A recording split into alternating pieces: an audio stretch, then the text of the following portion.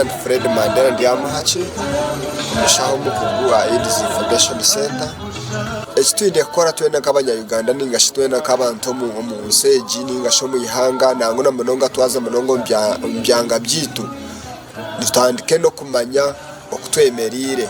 tihine kukatandika kwerinda HIV okujukwatwa utakamanyira amagara go kuboyini utakamanyira obojine ningato jini. So wije okachebezo ahamarwaro agar trusted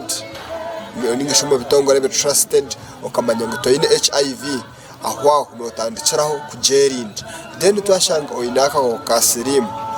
tukuhereza obuhereza ningashi interventions zo kuranga tukakurgaho kakaza handije.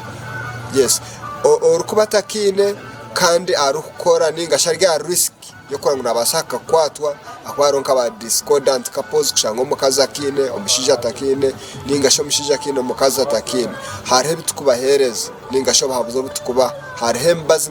nka prep itukubasa kubahereza kuranga twacinjira ruko batakafunira kakoko tiyakafune na no kubahereza condoms kubadvisinga kubashemesa kwashimira bakoresa condoms kuranga twakwata kakoko.